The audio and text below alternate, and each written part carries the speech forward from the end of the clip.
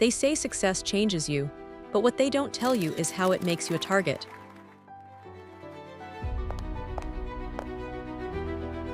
My name is Keisha Thompson, and at 45, I'm worth more money than I ever dreamed possible growing up. Keep believing in yourself, Keisha. I built an empire, but it could not buy loyalty or protect my heart from betrayal. Let me take you back to where it all started. I was born in the Brewster Douglas Projects in Detroit, same place Diana Ross came from, though our stories took different paths. My mama, Gloria, worked 3 jobs just to keep the lights on. She'd come home bone-tired, feet swollen from standing all day, but she never let me see her cry. She'd always say, "Baby girl, we might not have much, but we got each other, and we got dreams bigger than this place." I watched her sacrifice everything for me, and I promised myself I'd make it worth something. When I turned 22, I had $500 to my name and a head full of my grandmother's recipes. Started Thompson's catering out of my tiny apartment kitchen, taking orders for church functions and small parties. I'd work 18-hour days, cooking, delivering, cleaning, doing everything myself. People said I made the best mac and cheese in Detroit, and word spread fast. Within 2 years, I had enough saved to rent a small storefront, but I wasn't thinking small. While other folks were content with their neighborhood spots, I was studying the big chains, learning how they operated, how they grew. By 30, I had 5 restaurants across Michigan. By 35, Thompson's Kitchen was a regional chain with 40 locations. I didn't stop there, though. I took those profits and moved into real estate, buying up properties in neighborhoods people had written off.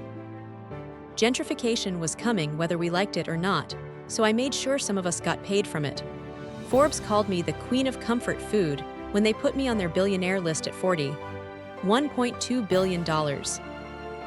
Not bad for a girl from the projects, right? But success is lonely when you don't have someone to share it with. That's where David comes in.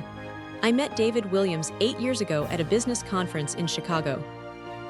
I was giving a keynote about building wealth in underserved communities, and he was in the front row, taking notes like his life depended on it. Tall, handsome brother with this smile that could light up a room. After my speech, he walked right up to me, confident but respectful. Said he'd been following my career for years and wanted to know if I'd have dinner with him. Most men were intimidated by my success, but David seemed genuinely impressed by it. He was a corporate lawyer then, making good money but nothing like what I was pulling in. What I loved about him was that he never made me feel like I needed to dim my light for his ego. He'd brag about me to his friends, introduce me as the brilliant woman who's changing the game. He understood late nights and business calls during dinner. Hell, he encouraged them, said he wanted to learn from me, wanted to be part of building something bigger. David pursued me like a man on a mission. Flowers every week, handwritten notes, surprise visits to my restaurants just to see how I was doing. He knew all my favorite things within a month. He'd show up with my favorite coffee when I was stressed, plan weekend getaways when work got overwhelming. It felt good having someone take care of me for once instead of me always taking care of everybody else. Our wedding 5 years ago was everything I dreamed of as a little girl. 300 guests, designer dress, reception at the Ritz. David looked at me like I was the only woman in the world, promised to love and support my dreams no matter how big they got. And he kept that promise, at least for a while. I made him CFO of Thompson Enterprises because I trusted him completely. We shared everything: bank accounts, business decisions, dreams for the future. But looking back now, I can see when things started changing. It was subtle at first. David started working later, saying he was handling new accounts that required evening meetings. He'd come home distant, distracted, always checking his phone. When I'd reach for him in bed, he'd turn away, claim he was too tired. The man who used to hang on my every word about business started making decisions without asking me first, dismissing my ideas in meetings. My gut started talking to me, the way it always had when something wasn't right. But I ignored it. I told myself he was just stressed, that marriage took adjustment, that successful couples went through rough patches. I was so busy building my empire that I missed the signs of my foundation crumbling right under my feet. The truth has a way of showing up when you least expect it, and mine came wrapped in a black iPhone case tucked under the passenger seat of David's Mercedes. I wasn't looking for anything. I was just grabbing my sunglasses from his car when my fingers brushed against something that shouldn't have been there. A second phone. My stomach dropped before my brain even caught up to what that meant. I sat in that car for 10 minutes, just staring at this device like it was a bomb about to go off in my life. Part of me wanted to put it back, pretend I never found it, keep living in the fantasy that my marriage was just going through a rough patch. But that little girl from the projects who learned to survive by facing hard truths, she wasn't having it. I turned that phone on. The messages hit me like a physical blow. Good morning, beautiful. Can't wait to see you tonight. Last night was incredible. You make me feel alive again. I love you too, Angel. Angel, that's what he called her. My husband, the man who promised to love and honor me, was calling another woman Angel while I was home working 16-hour days to build our future. The photos were worse than the words. David and some young woman at restaurants I'd never been to, looking at each other the way he used to look at me. Her hand on his chest, his arm around her waist, both of them laughing like they didn't have a care in the world. She was everything I wasn't anymore: young, carefree, available. She looked like she had time for long lunches and afternoon adventures, while I was buried in board meetings and business deals. I needed to know how deep this went, so I hired the best private investigator money could buy. Patricia Collins was a no-nonsense sister who'd caught more cheating husbands than a divorce lawyer. Within 2 weeks, she had a file thick enough to choke a horse. David had been seeing Jessica Monroe for 2 years. 2 years. While I was celebrating our 3rd wedding anniversary, planning our future, making him my business partner, this man was building a whole separate life with someone else. But the betrayal went deeper than I could have imagined. Patricia's investigation showed David had been using company credit cards for their dates, taking her on trips I thought were business conferences, buying her jewelry with money from our joint accounts. The man was literally spending my money to woo his mistress. And Jessica, she wasn't just some random woman. Her family owned Monroe Holdings, a company that had been trying to buy out my restaurant chain for years. David had been feeding them insider information about my business operations. I felt like I was living in a nightmare. The man I trusted with everything had been systematically betraying me in every way possible. He was stealing my money, my business secrets, and my life while I was none the wiser. How could I have been so blind? How could someone I loved this much hate me enough to destroy everything we'd built together? The confrontation came on a Thursday night. I'd planned it carefully, waiting until David came home from what he claimed was a late meeting, but I knew was dinner with Jessica. I sat in our living room with Patricia's files spread across the coffee table like evidence in a courtroom. When he walked in, all casual and tired from his hard day at work, I just looked at him and said, "Sit down, David. We need to talk." His face went white when he saw those photos. I watched him try to come up with lies, excuses, anything to explain away what was right there in black and white. But I cut him off. "Don't insult my intelligence by lying to me now. I know about Jessica. I know about the money. I know about you selling my business information to her family. The only thing I want to know is why. You know what he said? He said he fell in love. Like that was supposed to make it okay. Like love was some excuse for destroying someone's life.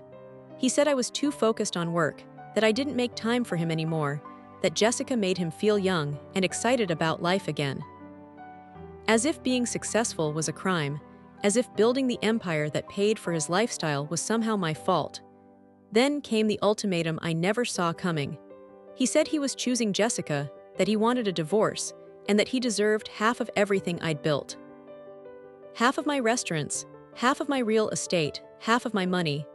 This man who'd contributed nothing to my success before we met suddenly felt entitled to half of my life's work because we'd been married for 5 years.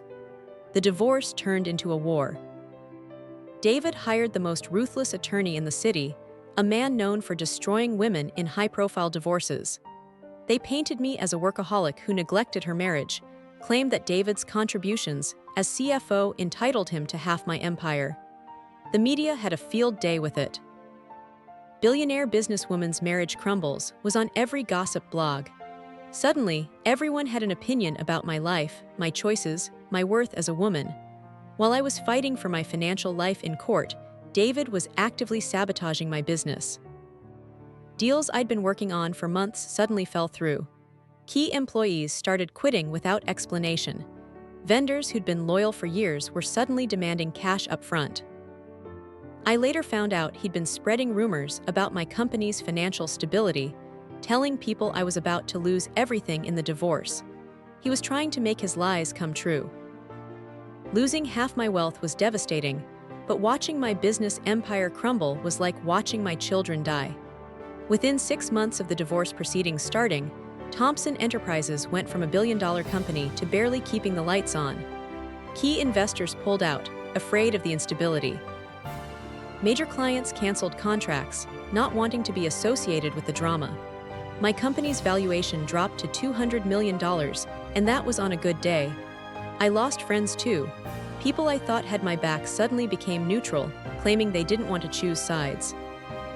Some even sided with David, saying I should have tried harder to save my marriage, that I brought this on myself by being too ambitious. The isolation was suffocating. I'd built this amazing life, surrounded myself with people I thought cared about me, only to discover how many of them were really just there for the ride. The lowest point came on a Tuesday evening in my penthouse. I was sitting alone, looking out at the Detroit skyline, wondering how everything had gone so wrong so fast. The legal bills were mounting, my business was dying, and I was facing the possibility of losing everything I'd worked for. I thought about my mama, how she'd sacrificed everything to give me opportunities, and here I was about to lose it all because I trusted the wrong man. That's when I heard her voice in my head, clear as day.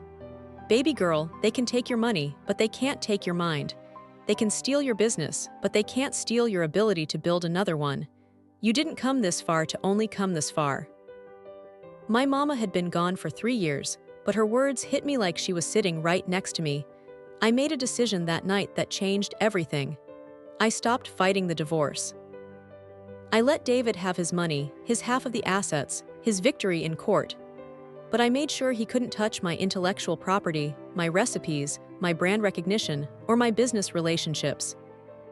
He could have the shell of what we'd built together, but the heart of it was staying with me. While David was celebrating his legal victory and planning his new life with Jessica, I was quietly building my comeback. I took the money I had left and started over, but this time I was smarter. Instead of fighting the changing market, I embraced it. The world was moving digital, so I created an app called Mama's Kitchen that connected people with authentic home-cooked meals from local chefs, most of them Black women cooking out of their own kitchens. The timing couldn't have been better. This was right before the pandemic hit, when everyone was stuck at home craving comfort food and supporting small businesses. My app exploded overnight. People loved the personal connection, the authentic flavors, the stories behind each cook. Within a year, Mama's Kitchen was operating in 50 cities with over 10,000 home chefs on the platform. But the sweetest part of my comeback was watching David's world fall apart. Turns out, running a restaurant empire is harder than it looks when you don't actually know how to run restaurants. Without my expertise and business connections, Thompson Enterprises crashed and burned within 18 months. David had to file for bankruptcy, losing everything he'd fought so hard to take from me. And Jessica, the minute David's money ran out, so did her love. Patricia told me she left him for a tech executive in Silicon Valley, taking whatever was left of his pride with her. The man who threw away a real partnership for a fantasy ended up with nothing but debt and regret. Meanwhile, Mama's Kitchen was valued at $2.3 billion by my 45th birthday. I'd not only rebuilt my empire, I'd built it better, stronger, and more meaningful than before. This time, I was creating opportunities for women who looked like me, who had dreams bigger than their circumstances, who needed someone to believe in them the way my mama believed in me. Sitting here now, worth more than I ever was before, I can honestly say that losing everything was the best thing that ever happened to me. I know that sounds crazy, but hear me out. When David betrayed me, he didn't just take my money and my business. He forced me to confront some hard truths about myself and what I really valued. I realized I'd been so focused on building an empire that I'd forgotten why I started building in the first place. It wasn't about the money or the recognition or even proving I could make it out of the projects. It was about creating something meaningful, something that would lift up other people the way my mama lifted me up. Mama's Kitchen wasn't just a business, it was a movement. Every cook on my platform was someone's mama, grandmother, or daughter turning their gifts into prosperity. The betrayal taught me that trust is earned, not given freely just because someone says they love you. I learned to verify everything, to keep my business and personal life separate, to never give anyone complete access to destroy what I've built. But I also learned not to let that betrayal make me hard or bitter. The right people will respect your boundaries and your success without trying to diminish either. I found love again too, with someone who understood my journey because he'd walked a similar path. Marcus is a doctor who built his own chain of clinics in underserved communities. He doesn't need my money, doesn't want to run my business, and actually makes me laugh when I take myself too seriously. He loves me for who I am, not what I can do for him. That's the difference between a partner and a parasite. But the most important thing I learned is that your worth isn't determined by who stays or who leaves. David's betrayal said nothing about my value as a woman, a wife, or a human being. It said everything about his character and his inability to handle being with a strong woman. His loss became my liberation. His betrayal became my breakthrough.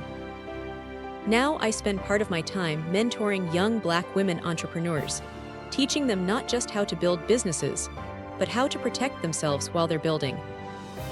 I tell them what I wish someone had told me. Success doesn't guarantee loyalty, money doesn't buy love, and the people who truly belong in your life will celebrate your wins, not resent them. To anyone listening who's going through their own betrayal right now, let me tell you something my mama used to say. Baby, sometimes people do you a favor by showing you who they really are. Thank them for the lesson and keep moving. Your breakdown can become your breakthrough, but only if you refuse to stay down. David thought he was destroying me when he chose Jessica over our marriage. What he actually did was set me free to become the woman I was always meant to be. Sometimes the worst thing that happens to you turns out to be the best thing that could have happened. My name is Keisha Thompson. I'm worth $2.3 billion, and I'm just getting started. The projects taught me how to survive. David taught me how to thrive despite betrayal. And life taught me that sometimes you have to lose everything to gain everything that really matters.